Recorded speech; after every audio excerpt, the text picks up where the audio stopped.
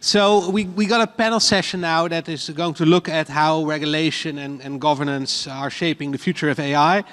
And here to introduce the panelists and moderate the conversation, please welcome Emily Gillett, Director of European AI Governance at the Future Society. Emily, please take it over.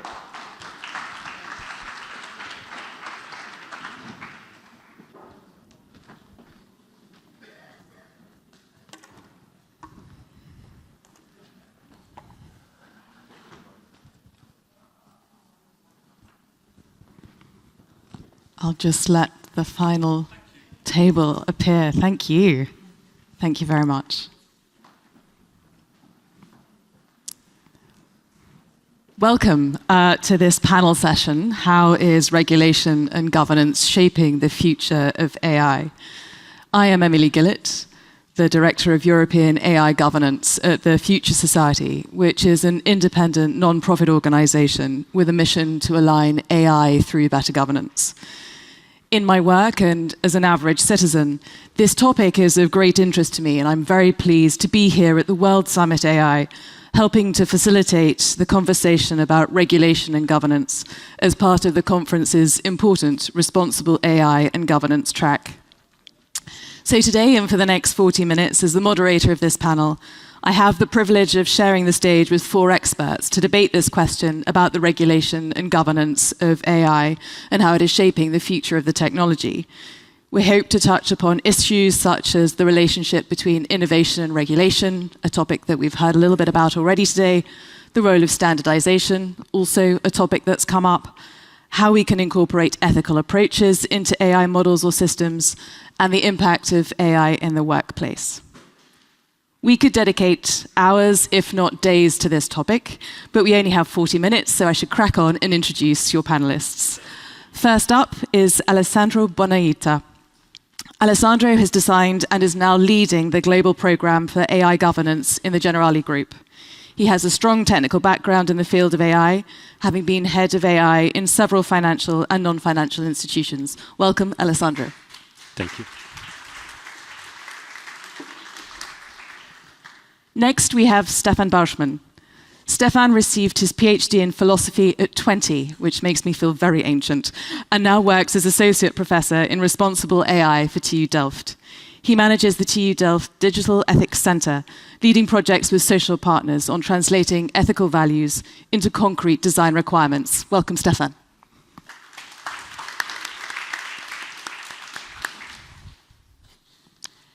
Next, I'm pleased to welcome Kerry Sheehan. She's a machine learning developer and former head of service development and innovation for the UK Civil Service, who's been named in the top 100 women in AI ethics globally.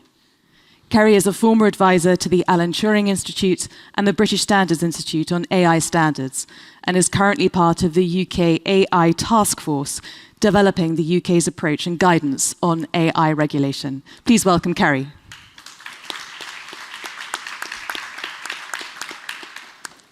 Sorry. And finally, I'd like you to welcome Ravi Subramaniam.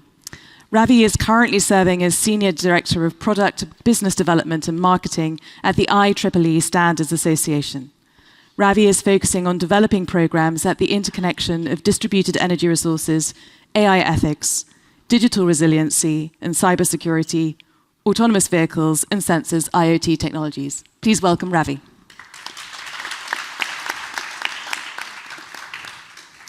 So thank you all very much for being here and sharing your thoughts and perspectives.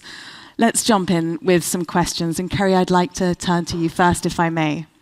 In many discussions about AI, regulation is often sort of pitted against innovation or as a constraint on innovation. We heard earlier in the discussion led by Hub that he doesn't see necessarily a clear trade-off between regulation and innovation. But how do you see the balance between fostering innovation and implementing necessary regulations?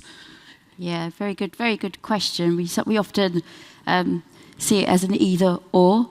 They're not mutually exclusive. In my mind, obviously the UK has taken a different approach to the EU member states and the EU AI Act, of course. But fostering innovation whilst implementing safe AI. They're dynamic, they're part of the same essential relationship. So any regulation that is put in place should not stop innovation. There are lots of laws already in existence, whether it's the UK, Europe or wider.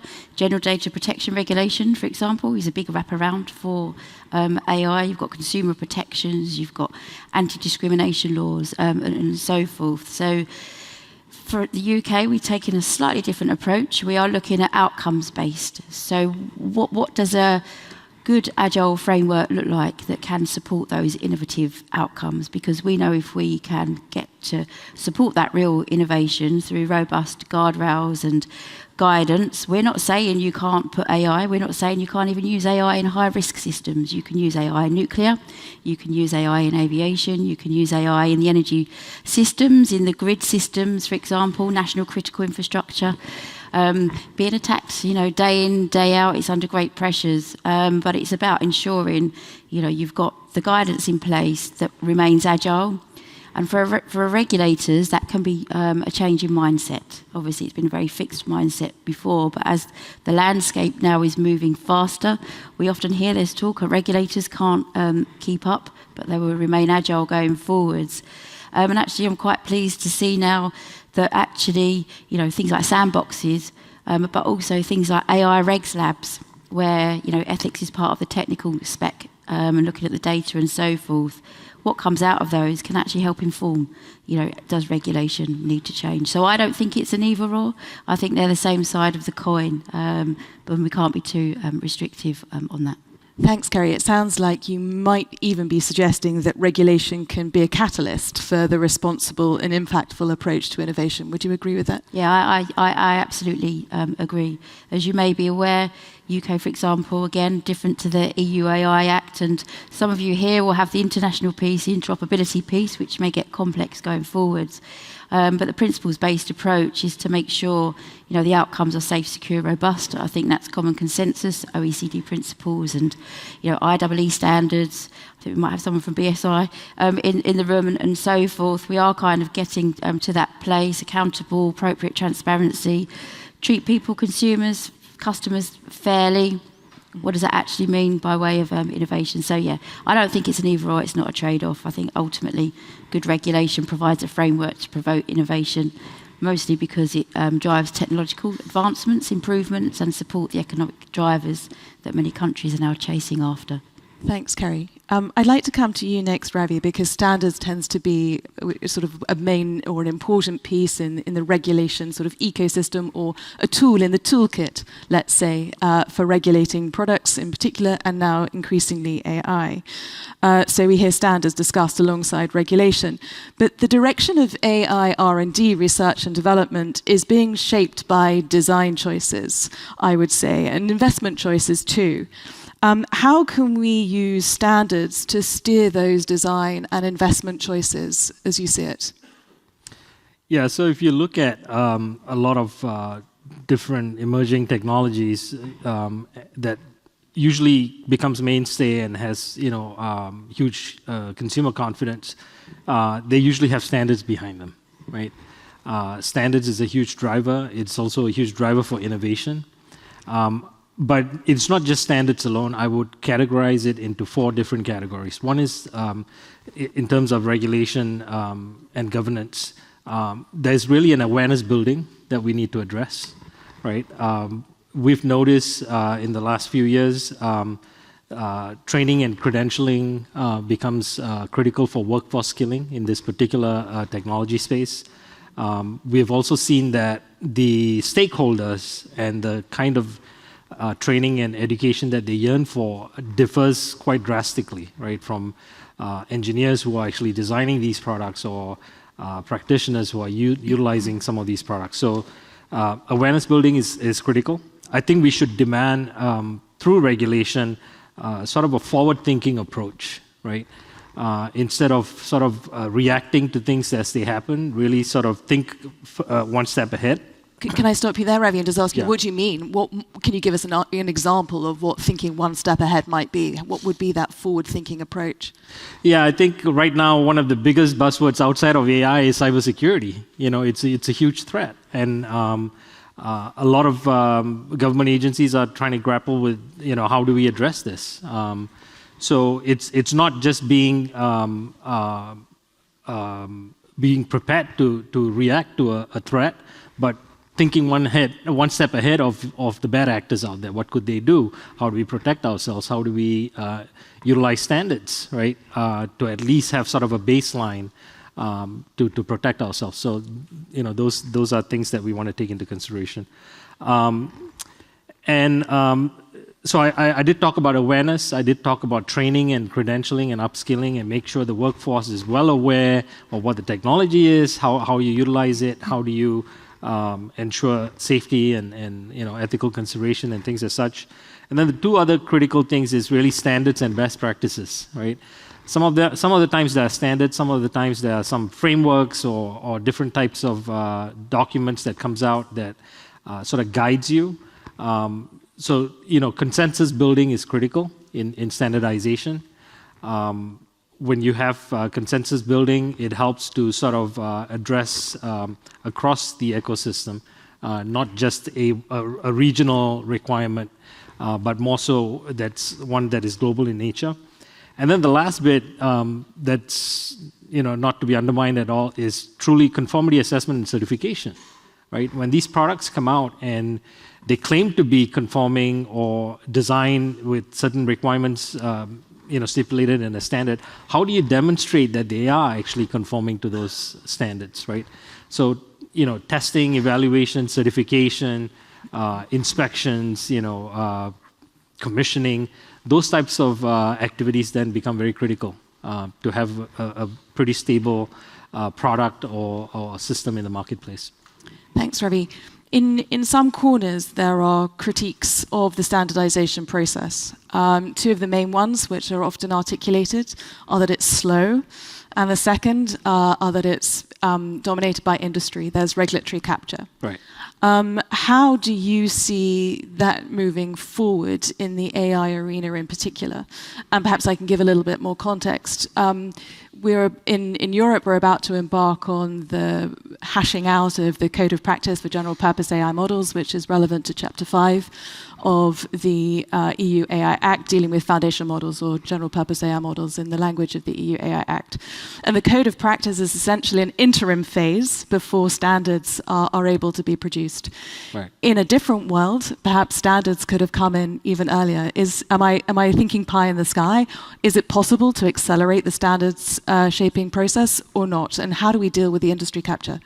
Yeah, so this is an age-old problem, right? The technology moves a lot faster than the standards could kind of come into play.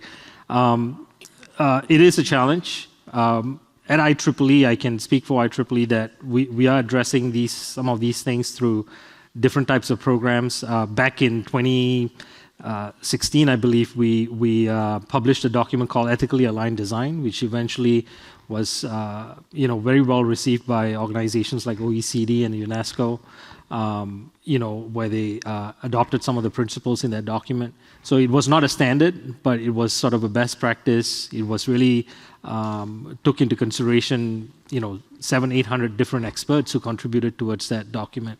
So we kind of need to think out of the box a little bit and not just gravitate towards standard and wait for those standards to come into play. Right? There are other activities that we can undertake before standards come into play. Sandboxes. We recently are looking at a standard around AI procurement. How is procurement? How is it defined? What is the process for procuring AI solutions and services? So we actually did a proof of concept. The standard is still under development, but we did a proof of concept with some European-based government agencies to see how they would utilize it, right? So these types of activities help to accelerate some of those things before standards can come into play. Thank you, Ravi. And you've also given me a nice segue, because you've mentioned the ethical best practices, to introduce Stefan into the conversation. Stefan, how successfully can ethical concepts be incorporated through standards into the design of responsible and transparent AI? Yeah, I think it's going to be difficult, and a lot of it depends on how many of the ethical choices that we have to make we're going to already make during the standards process.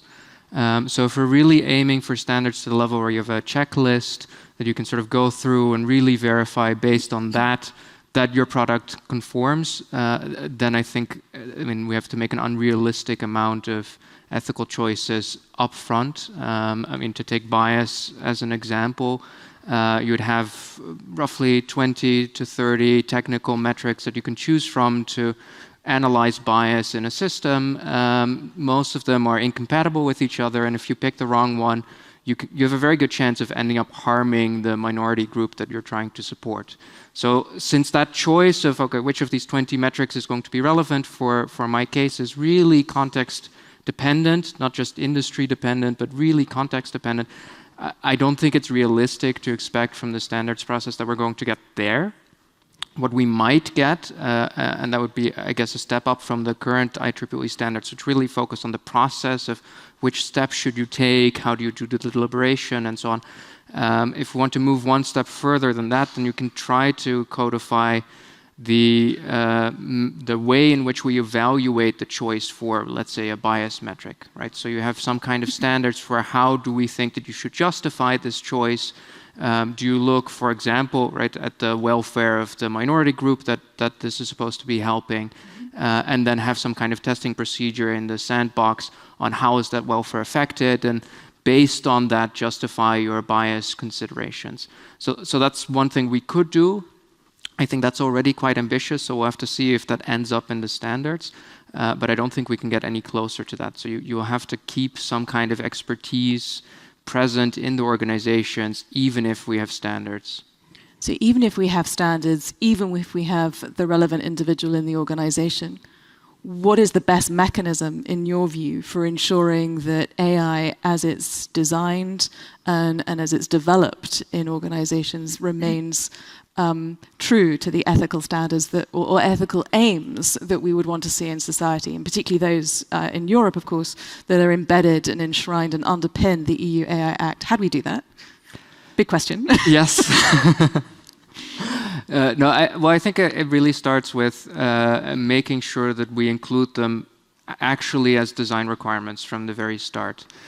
So that it's not just the accuracy of the system or the efficiency in the process that we're focusing on, but that you take part of the EU AI Act requirements and hopefully more of them, because of course the AI Act gives us a sort of baseline, but depending on the situation you're in, there are going to be more values, ethical considerations relevant to the product, and then do the translation into, okay, and then how are we measuring this? What do we actually want from something like equity or accountability explicitly, not just at the engineering level, but really with also the business layers, which is where a lot of the knowledge of how is this going to impact our employees, our customers is going to be.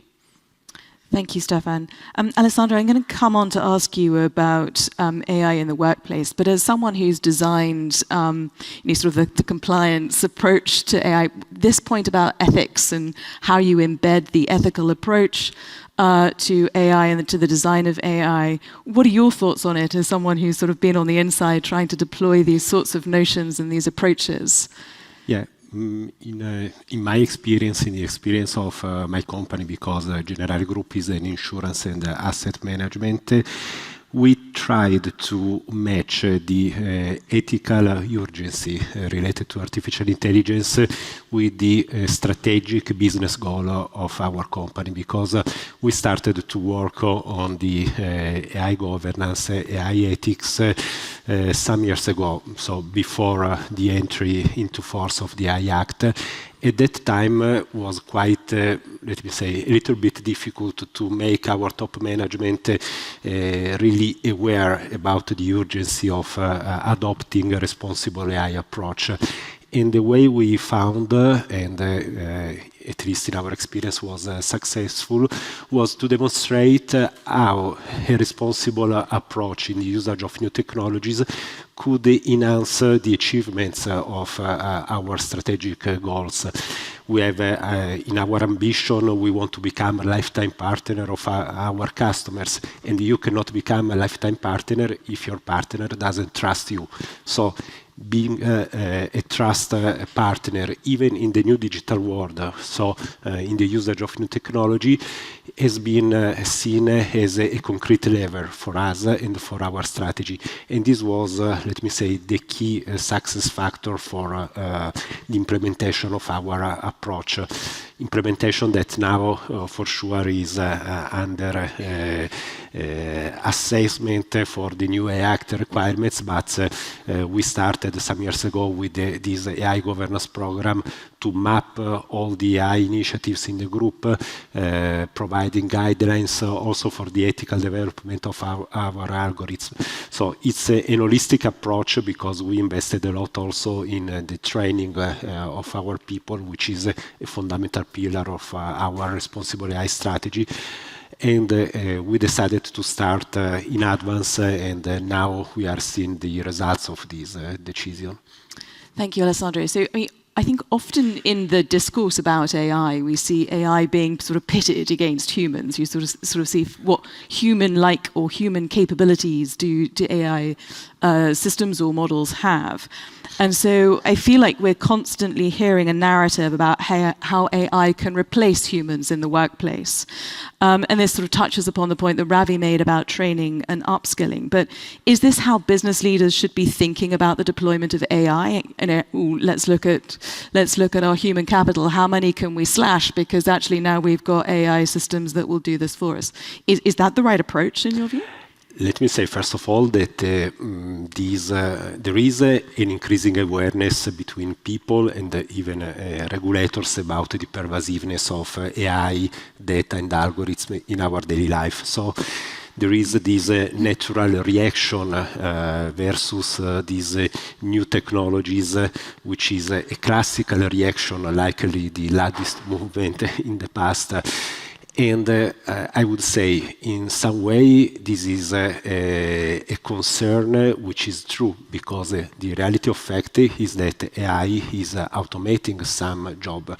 But we have to distinguish and to go deeper.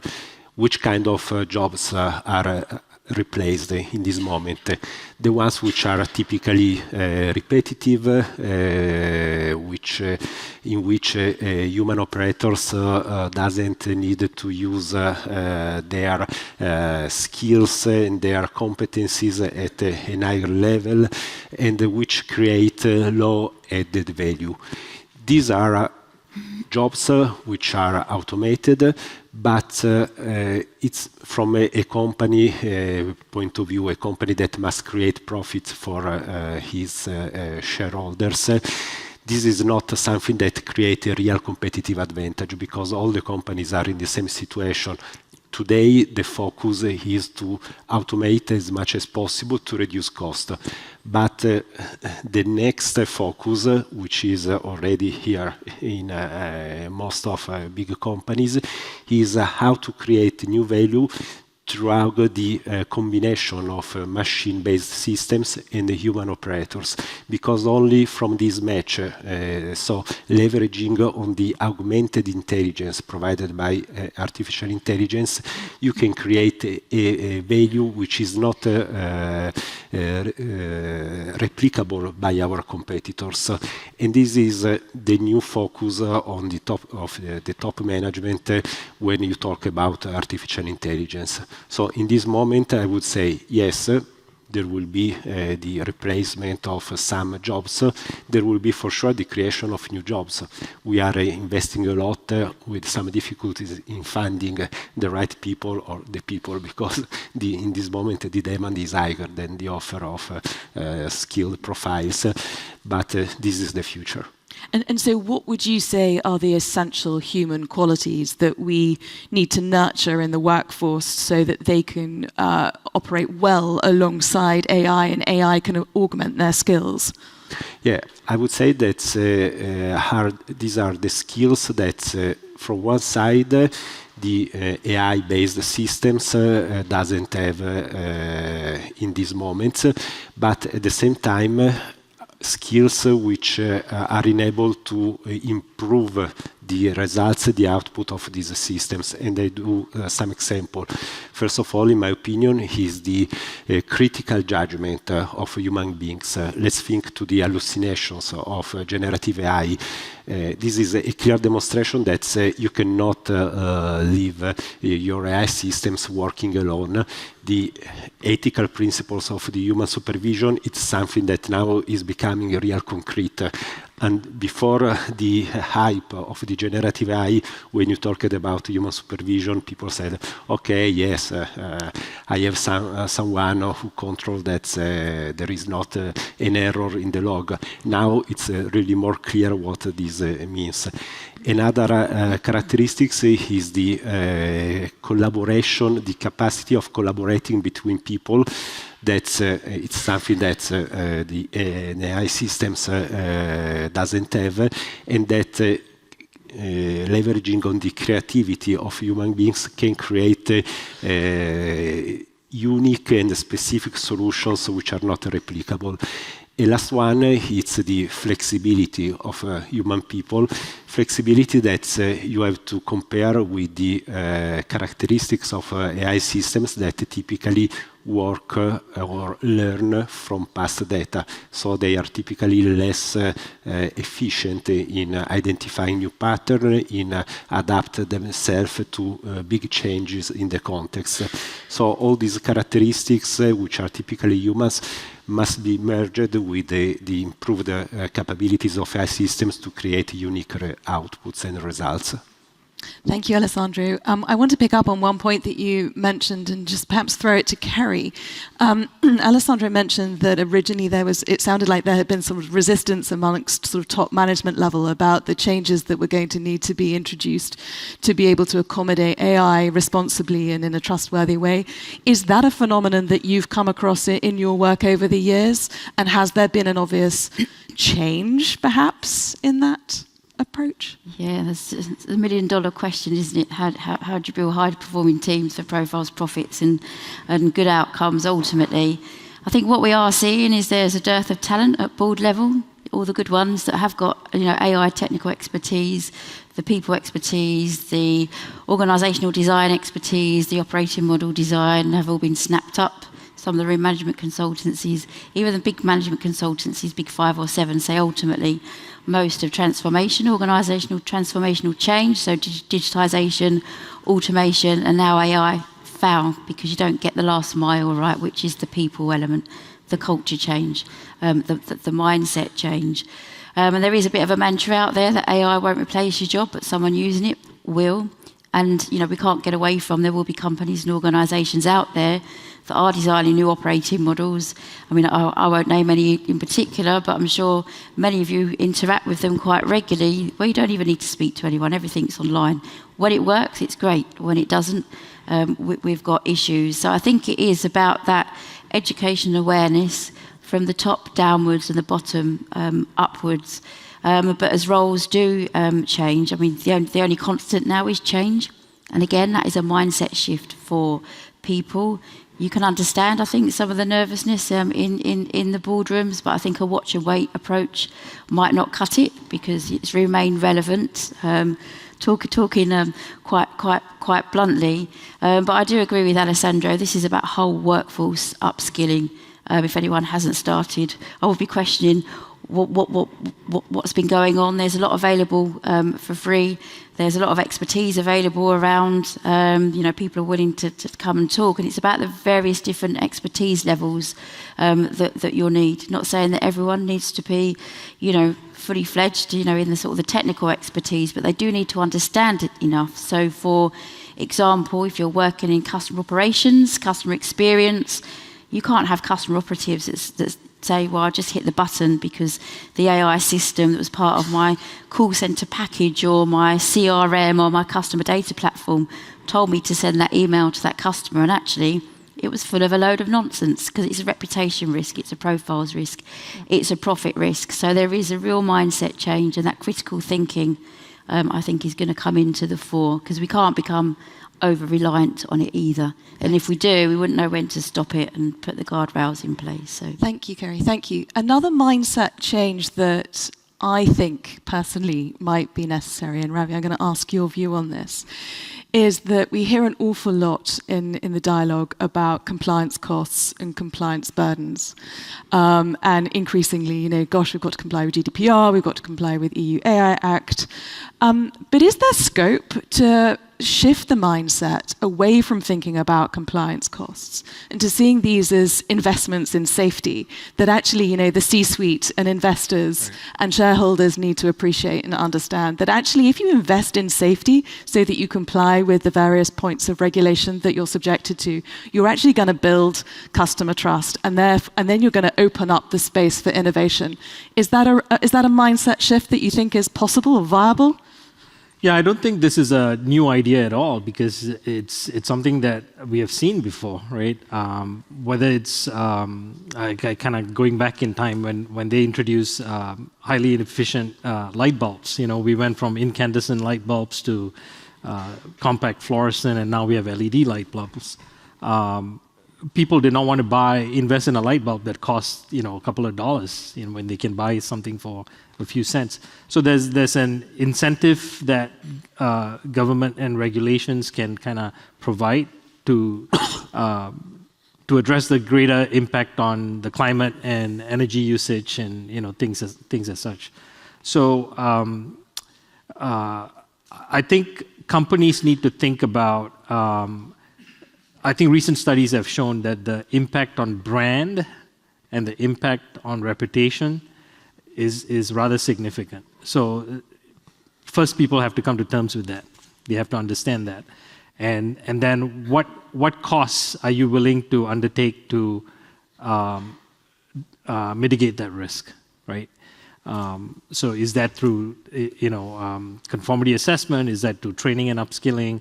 Adoption of standards. So those are decision gates that, you know, the C-suite needs to kind of look at and decide. So it's thinking purely from a cost standpoint is very short-sighted in my opinion. Yeah. Thanks, Ravi. Let's hope others think the same. I'll be encouraging them to think like you.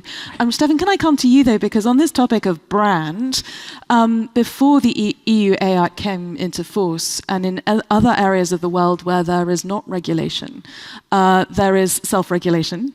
And in many companies, that self-regulation looks like adopting sort of ethical principles or ethical frameworks. And it has led to the concern of ethics washing.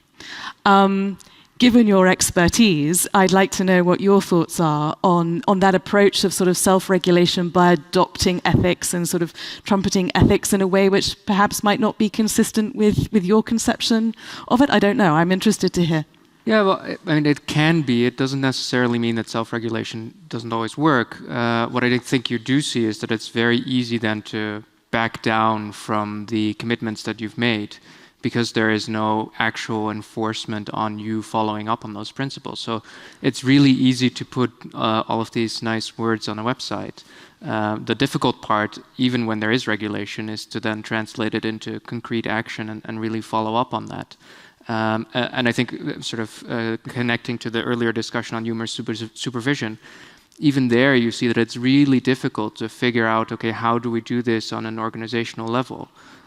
So yes, we need critical thinking from employees and they shouldn't copy generative AI text, but in practice it's really difficult for people to do this. And you see very often when there is text that's automatically generated, that the ultimate quality goes down because people don't do the critical thinking, and we really need to support them organizationally to be able to do this and put them in a structure where that works. So it also means following up and changing the role of the AI system well, for a concrete example, in a healthcare space, maybe not have a decision support system that directly tells a doctor, oh, there is an acute infection going on here with 74% chance, where they would be puzzled to know what's next, but instead shifted to a system that advises them, okay, what tests should you run to be more certain on the condition of the patient? So changing those environments and really steering your choices based on those ethical considerations of, in this case, human oversight, I think that's the really difficult part. And self-regulation often is a little too optional to really force that culture change throughout the entire organization. It sounds to me like you're pointing to a need for greater accountability.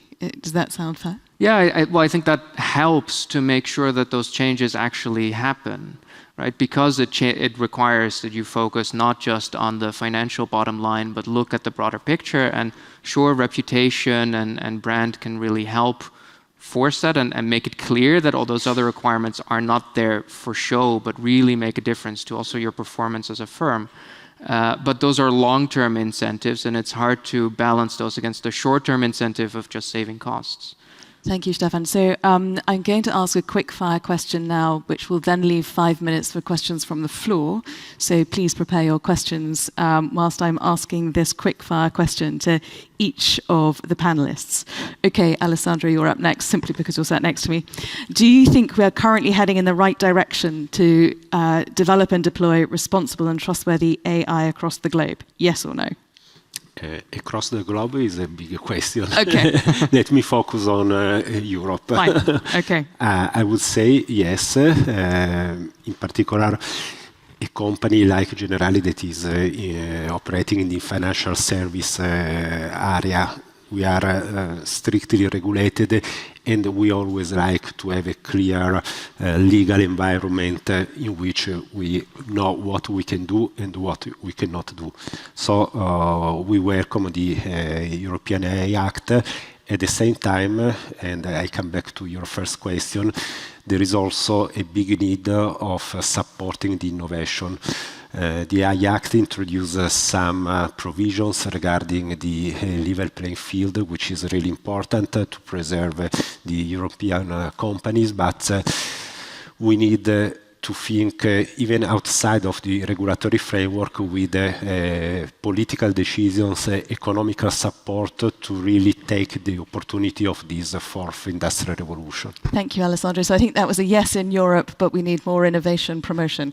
Okay, Stefan, do you think we are currently heading in the right direction to develop and deploy responsible and trustworthy AI? Well, as an optimist, and to keep it short, yes. Lovely. Thank you, Stefan. Kerry, how about you?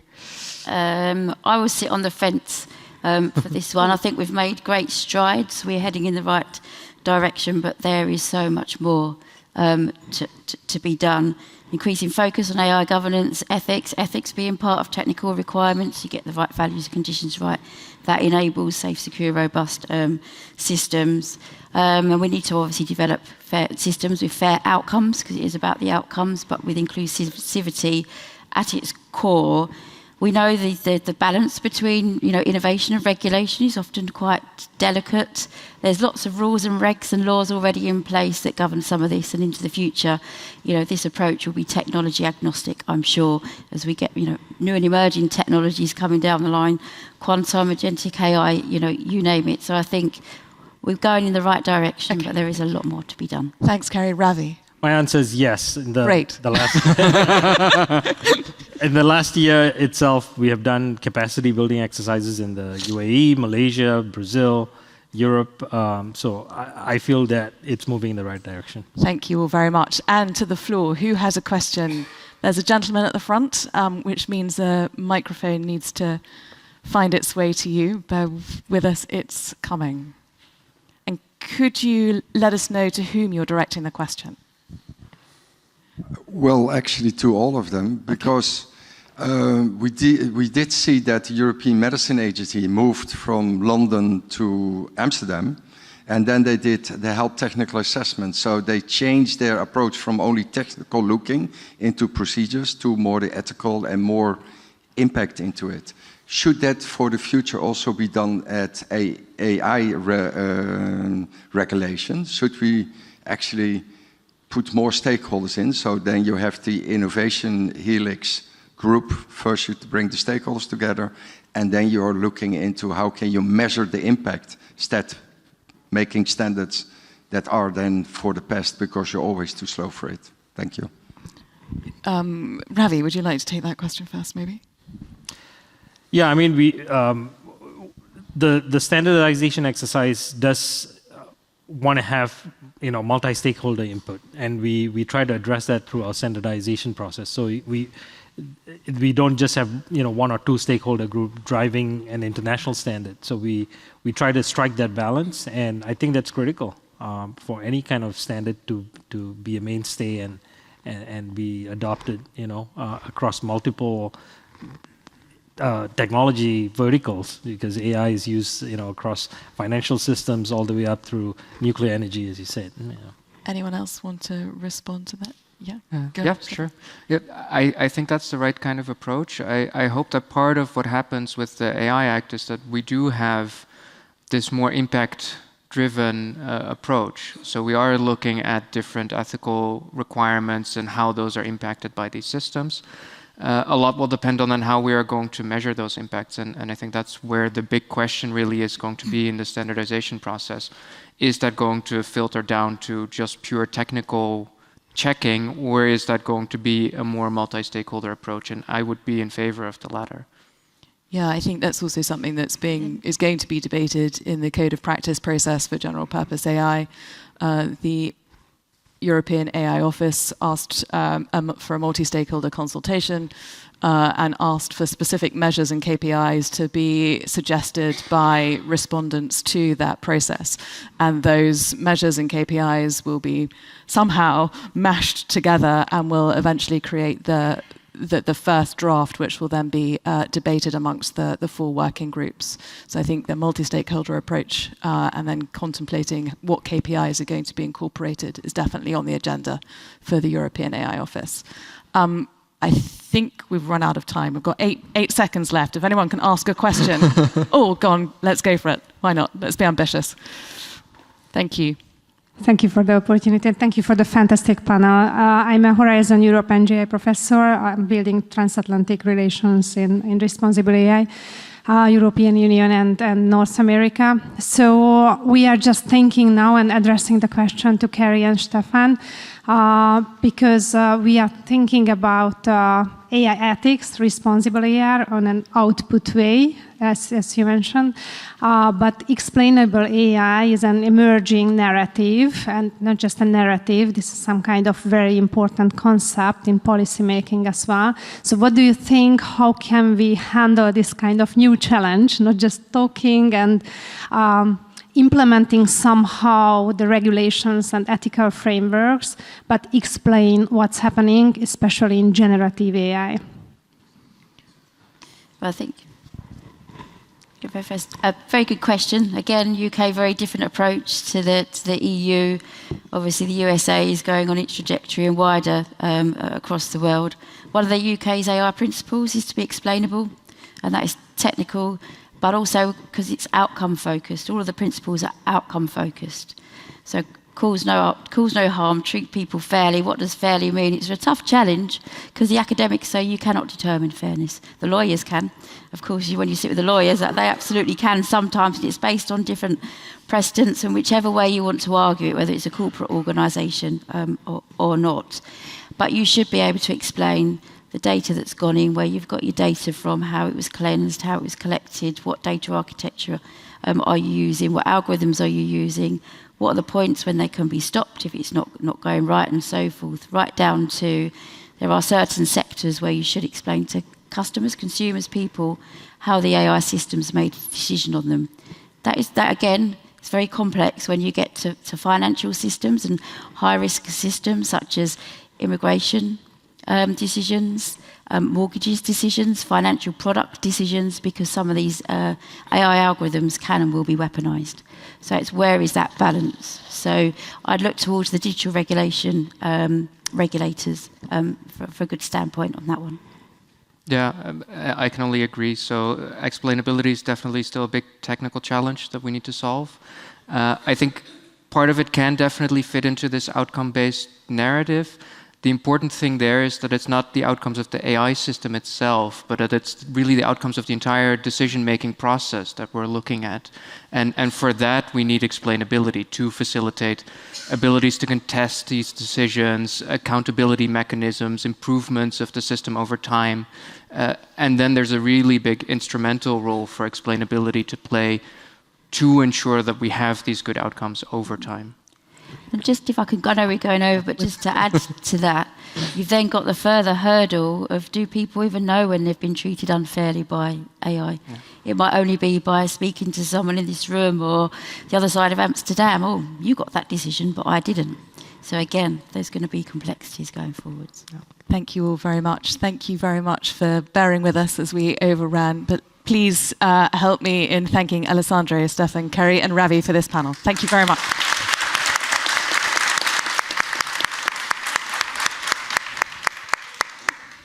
And then, Emily, I think we need to thank you for moderating this, this session, of course.